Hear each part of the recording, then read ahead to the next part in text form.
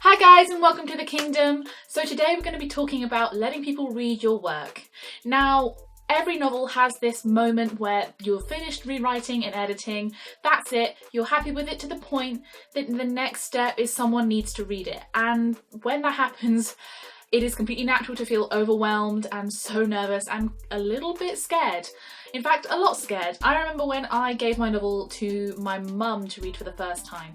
I gave her two different novels, and she sat there and she read them, and she was sat in our living room reading them on her little pink tablet, and I would keep putting my head through the door to see how she was doing and analysing the expression on her face to see whether she was enjoying it.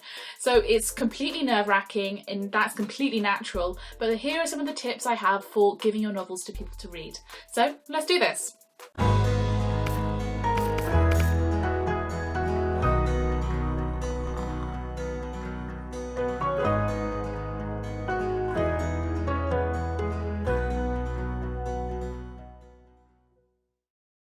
People need to read your work.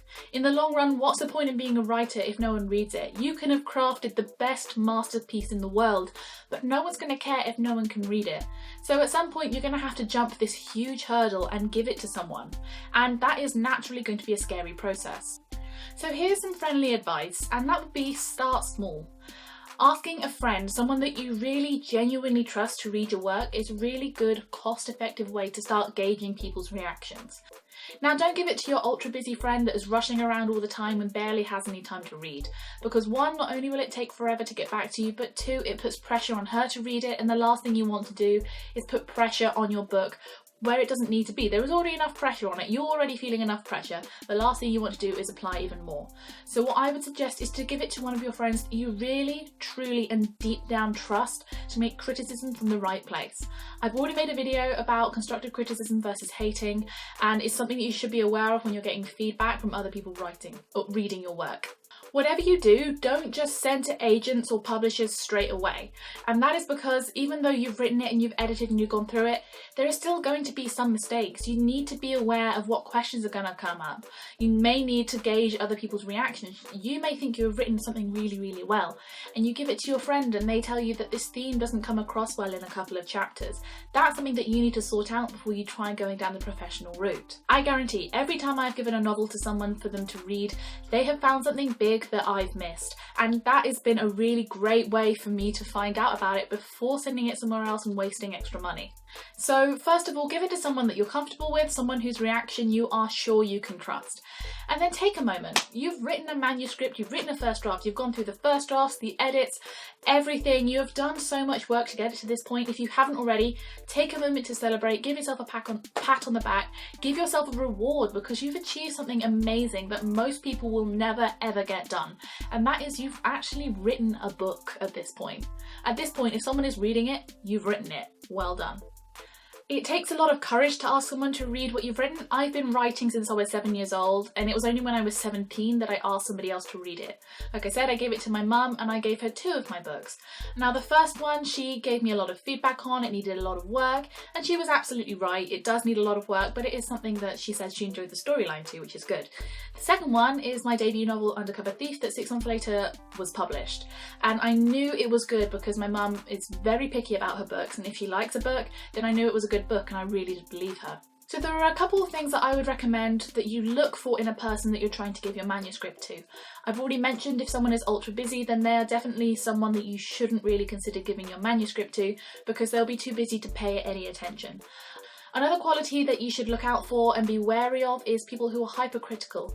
Now you might want someone with a lot of attention to detail, but too much attention to that detail could lead to lots of very specific critical comments that potentially aren't needed. So you want someone with enough attention to detail, but someone who can work out whether it's important criticism or whether it's just unnecessary.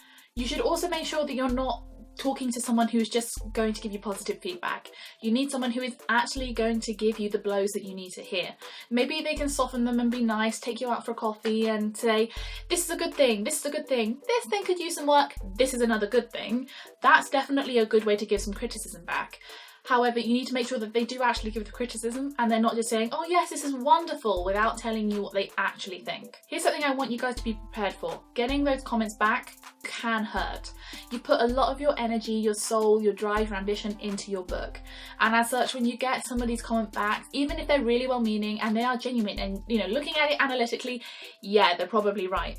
And even if it's a minor thing, like a full stop here or something there, you could get really in your feelings about it. I know I almost cried when I got some criticism back. Over time, you develop a thicker skin and like, oh yeah, this is great, this is all right. But even little comments could get you right in your feelings, and you might feel hurt or upset. This is something I want to prepare you for, because a lot of people do experience this when they're getting their criticism back.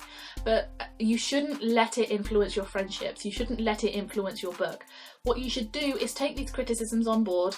When you're not feeling so emotional, start to evaluate the criticisms. You don't have to automatically do what your friends have been suggesting or have pointed out is wrong or change it. You are the author. You are the creative authority on your book. So if, when you balance up the criticisms without your emotions being in play, decide that this criticism from your friend isn't the right thing, isn't the right direction for your book, then that is totally an okay thing for you to decide.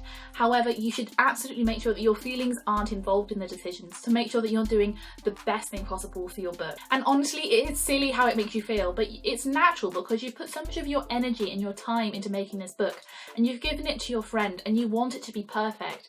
But when they come back and tell you it isn't, you can feel hurt or like you failed, and you haven't. I promise that you haven't, and your book is still good. They have probably told you 100 good things, and if you're in your feelings about it, focus on the good things until those awful or awkward feelings have passed, and then think about the things that you could do to possibly make your book better. Also, don't do what I see a lot of authors doing, and that is knee-jerking, binning the entire project because, oh, it's all bad, oh no, it's horrible. I've seen it quite a few times, a lot of the time, when people aren't used to getting criticism back on their work. I find it is actually more common in people who are very type A, who have always got good grades at school, who have always done really, really well, and they're not used to getting that kind of criticism back. So just be prepared to feel like that. Wait until your emotions have passed to really digest the criticism that you've got. What I also wouldn't suggest doing is getting this criticism back for the first time, second time, third time. You know, if you've developed a thick skin, getting it at any point might be helpful, but if it's the first time, second time or third time, don't receive it when you're getting stresses from other places in your life, because it is a bit of an adjustment and it is something that you've poured a lot of your emotional energy to into a book. So I'm just saying, make sure that you're in a good place so you can actually act positively on your book and not do something that's detrimental. Once 2, 3 or 4 people have read it and they've come back with some great comments, maybe a few things that you could improve, but some really great comments, and you've adjusted, and now you think you're ready to send it to an editor, that's what you need to do. You need to start looking for a professional editor to send it to. I always recommend that you send things to a professional editor before sending it to an agent or thinking about self-publishing, and that is because they're professionals, they know what they're doing. And yes, it's going to be a little bit costly, be prepared for that. However, I definitely think it's in the best interest of your book, but we'll talk about that another time. I hope you guys have enjoyed this video. If you have, please do give it a big thumbs up and subscribe. If you've got any questions, as always guys, I will try to get back to you as soon as I can. Just stick them in the comment section or hit me up on any of my social media. I hope that you guys have fantastic, positive and productive weeks, and I'll see you guys very, very shortly. Don't forget to check out my Girl Boss Goals videos or any of my other business videos where I'm setting up a publishing company or showing you guys a little bit of a life in the creative entrepreneur, and I'll see you guys very, very shortly. Bye!